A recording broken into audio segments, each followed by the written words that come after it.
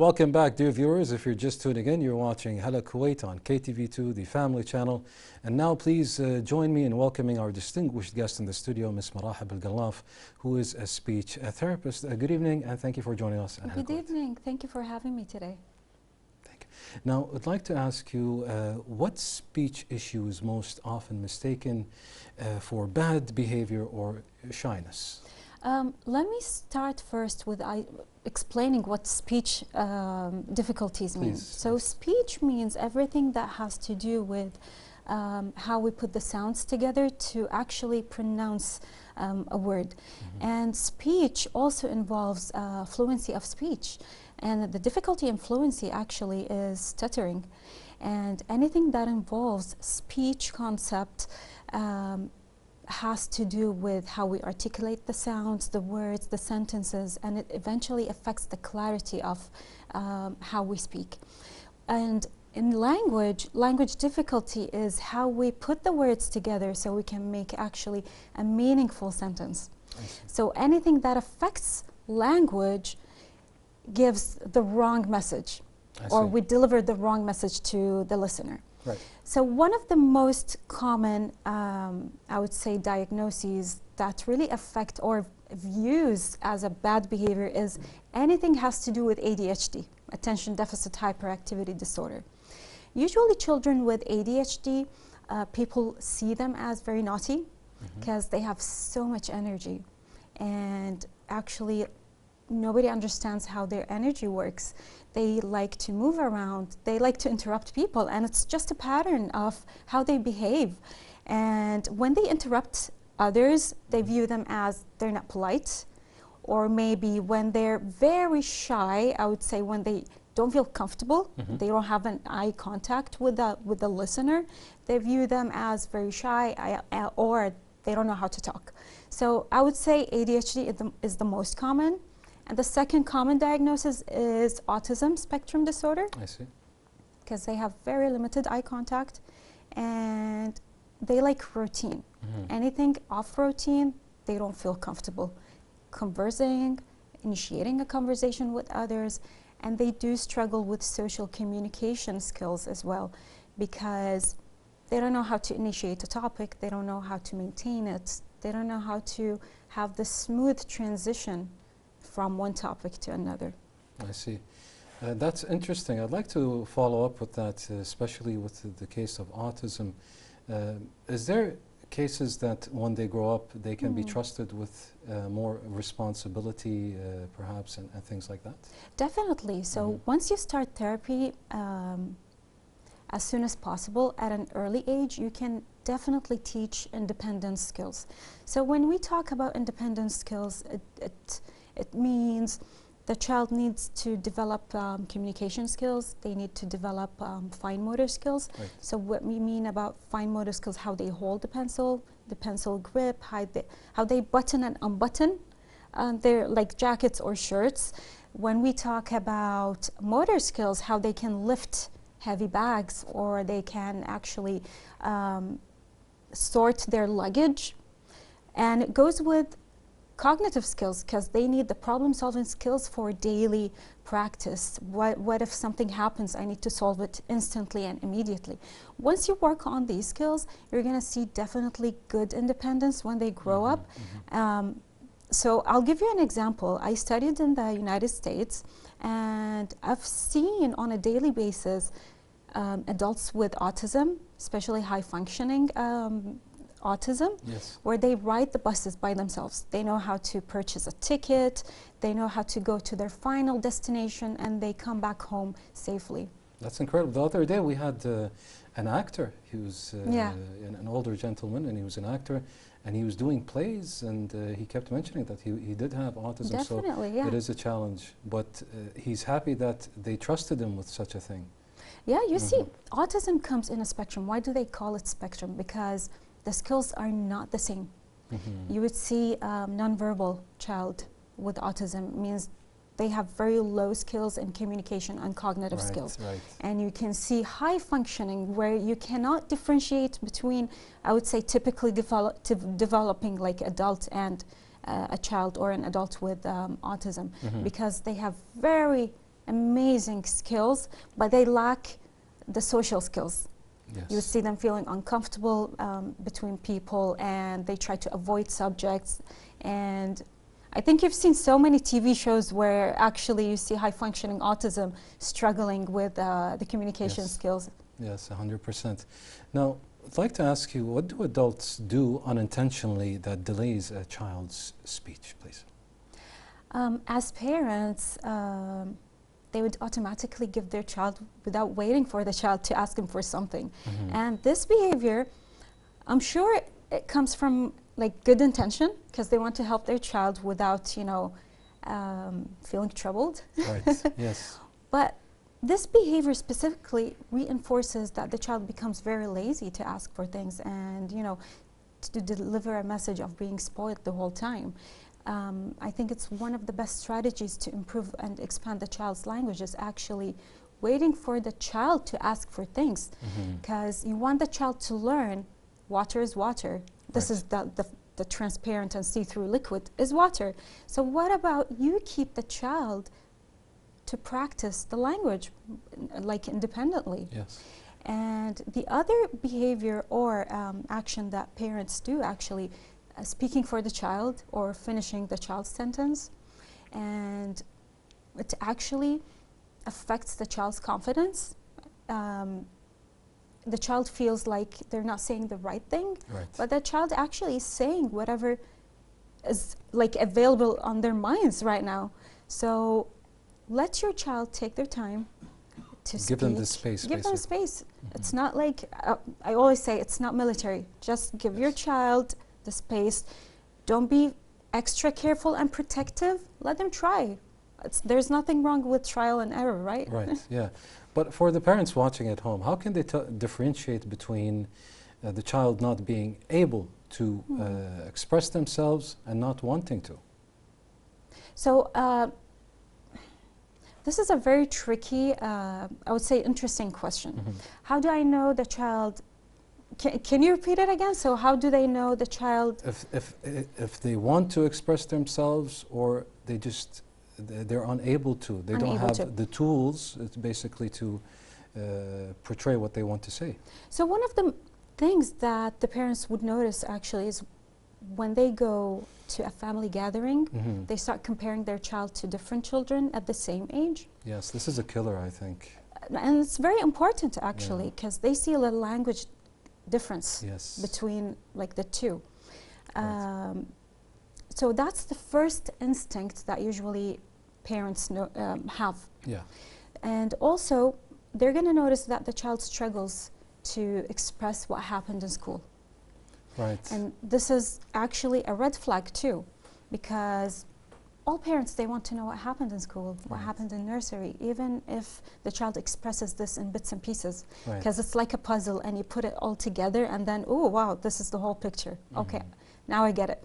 So that's the common thing that parents notice, not telling the parents what happened and not having enough vocabulary words to put or use in a sentence to deliver a message. 100%. Now, how can you tell or what is the biggest myth about bilingual children and speech development? Oh, I love this question. Bilingualism actually is very common in Kuwait.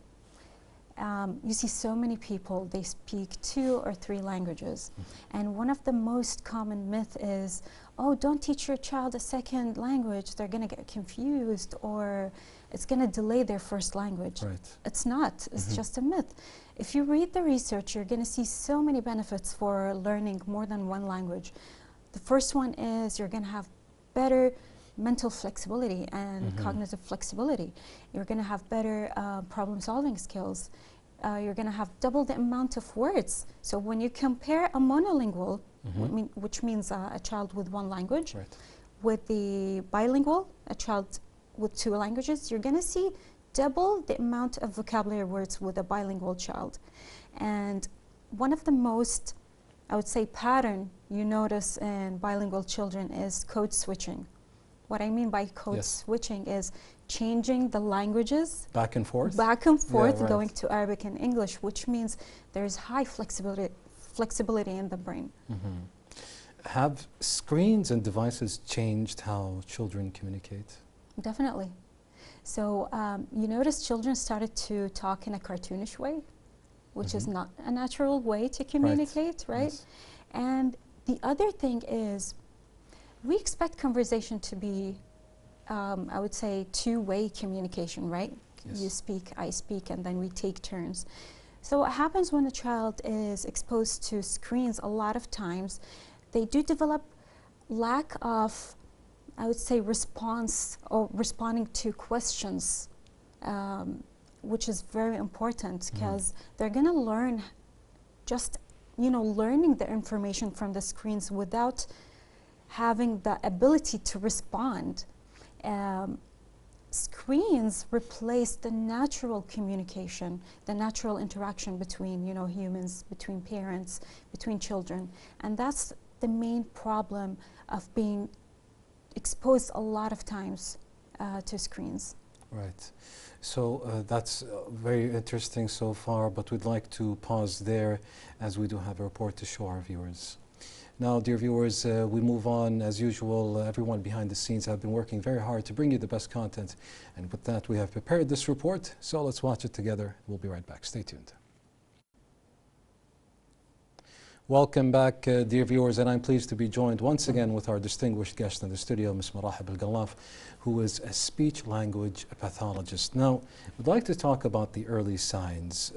How can parents tell? What early signs tells them that intervention shouldn't be delayed and is needed? We can identify the early signs as soon as the child turns 1 year old. We check for what we call pre-verbal skills, the skills that emerge before expressive language comes. So we check for how the child responds to his or her name. So when you call, for example, Amal, Amal, does the child turn her head or no? We have to check this. We have to check for eye contact. Does the child look into your eyes when you're playing together, when you're having your meal time or taking a bath?